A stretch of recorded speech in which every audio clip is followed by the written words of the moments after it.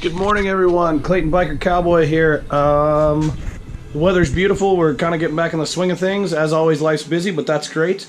So, since I talked to y'all last, I guess a couple shout-outs real quick. First off, if you haven't checked out Sporty Mob, check it out. That's our buddy Levi Davies.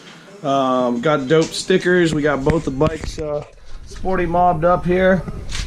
And yeah, check him out. Lots and lots of cool posts on Instagram, just Sporty Mob. Hashtag him, get your bike posted up, all that good stuff. Second shout out is to Dub C211, my buddy Chris Coronado and Maddie. They got us some PDX Baggers shirts. I know y'all are probably laughing because I don't have a bagger.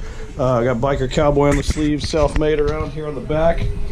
I will have a bagger soon, so kind of waiting to get closed on a house, and then I should be getting a bagger pretty quick. Excuse me, losing my voice. So since last time, I think I talked about it a little bit. Time for new fork seals in the front of Chubb's, which is kind of surprising. It's got one season of racing. I'm sure it's just a little bit of wheelie abuse there is kind of what got to it. So I got fork seals on order. And as soon as they get here, we'll tear the front end off Chubb's and kind of get that going.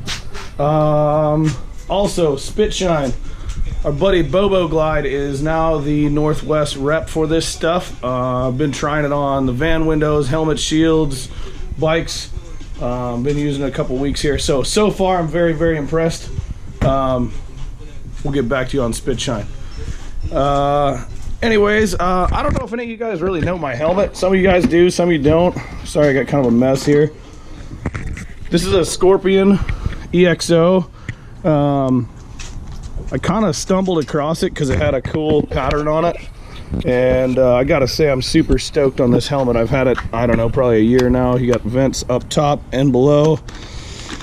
I do run a headset in there, but I don't run anything where I talk to other people. I can listen to music or use it for directions if necessary.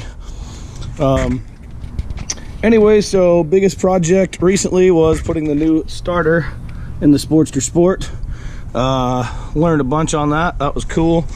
Not terrible. I ended up not putting the clutch in just due to time constraints of trying to get on the road right now, and get back ripping. So got out for a short little rip yesterday. Thank you Robert Morrison at More Dyna on Insta for these dope Joker machine pegs.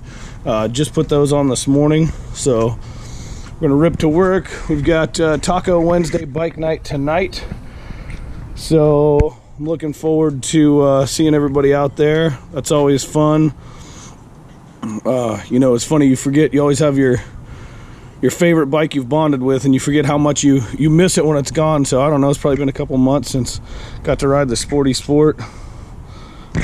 So anyways, that's all good and well. The van had a bit of a miss for quite a while, since longer than I've had it. Supposedly the Ford dealer done a bunch of stuff to it, new plugs, new wires, coil packs, all kinds of shit. So I kind of made the assumption that was correct and working right, but that was not the case. So try and get the sun out of y'all's eyes. So what I ended up doing was tearing everything apart where you could reach the plug wires, and the wires kept popping off the plugs. So I did some research and fought it, and made it better for a few days, and then it made it better for an hour, and then it made it better for a mile. And long story short, all new plugs, all new plug wires. They're a joy to change, but the van's running like a top, getting way better fuel mileage than it had been, so that's an added bonus. Yeah, I guess I don't really have a whole lot right now. I'm glad to have the Sporty Sport back together and be riding it again. Like I said, we'll start working on Chubb's real soon, as soon as those fork seals get in.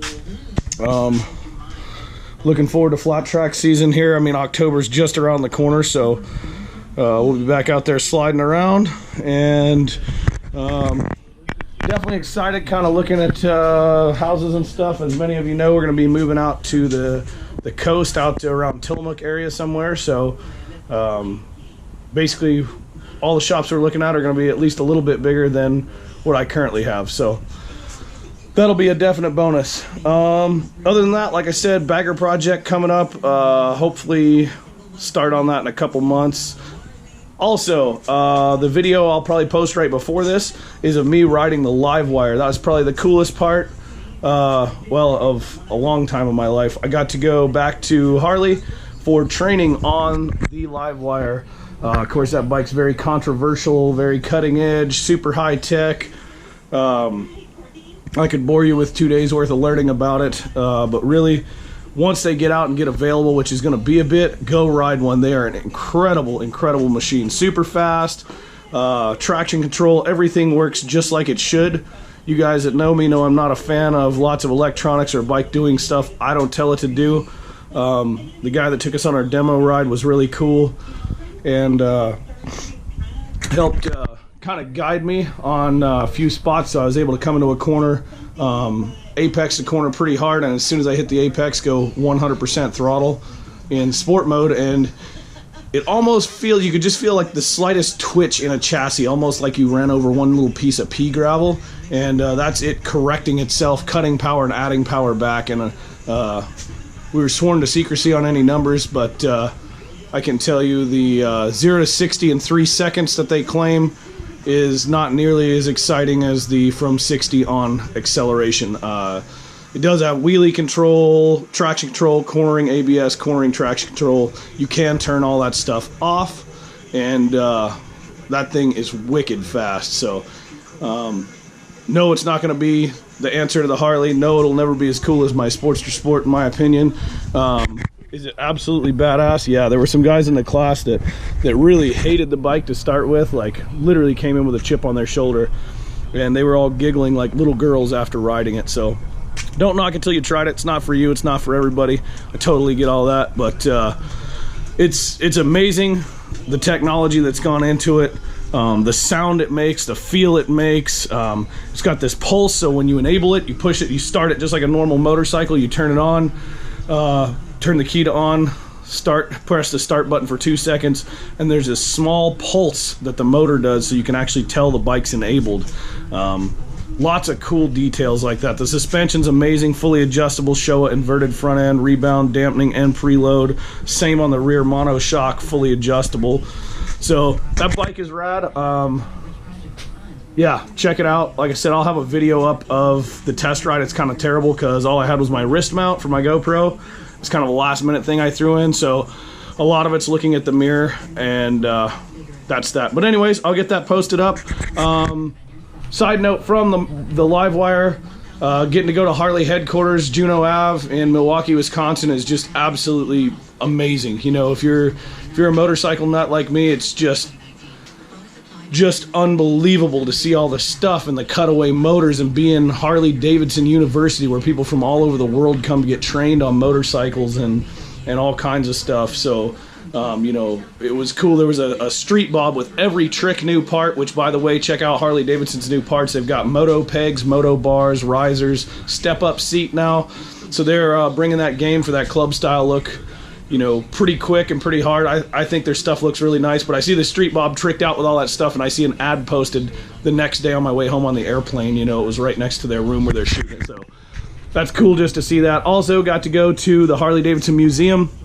Absolutely amazing. If you're into that kind of stuff, the number of bikes that are non-restored, Harley pulled off the production line and saved. So they're, you know, 10 miles, 15 miles, 30 miles, you know, a 1948 bike that's perfect. Just really cool to see that, see the history, see some prototypes. I'd never heard of the Nova. It was a V4. Porsche and Harley designed the motor together, kind of like the V-Rod, in 1980, and it never went to production. So anyways, I got to see one of those. If you look on my Insta feed, there's some pictures of that, and on Facebook. So the Harley Museum's just absolutely amazing. And then it fell on a Thursday, which is a bike night. So they guessed, one of the ladies that worked there, around 1,200 motorcycles. Saw some of the cleanest FXRs.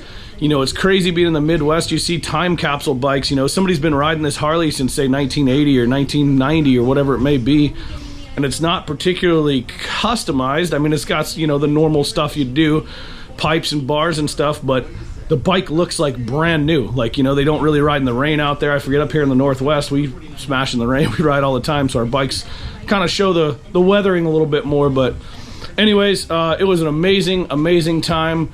You can look a bunch of pictures, like I said, on Facebook or Instagram. So if you guys ever get a chance to go back there, I am hoping to go back for one of the anniversary parties. I know they just had the 115th last year. Just really can't describe how awesome it is. And the other thing is, as always, how tight-knit the motorcycle community is. You know, here I am, you know, thousands and thousands of miles from home, bumping into people I knew on Instagram or met on Instagram, or Facebook or social media, however it be. So just remember, you know, like, every time you wave at a biker, that might be somebody that's famous to you. That might be somebody, I don't know, somebody really cool. So you never know. Just never forget that no matter where you are in the world, the biker community's no bigger than Instagram. You can find people anywhere. So I guess that's about enough rambling about the Harley-Davidson experience back in Milwaukee, Wisconsin. Spotted Cow beer is awesome. If you ever get a chance, I guess you cannot get it outside of there, but if you're ever back there, Spotted Cow beer and cheese curds are what they recommend. So with that being said, y'all, I am gonna head to work. It's a beautiful Wednesday here. So you all have a great week. Keep learning, keep pushing yourselves, and I'll see you back soon in Biker Cowboy Garage. Have a great day.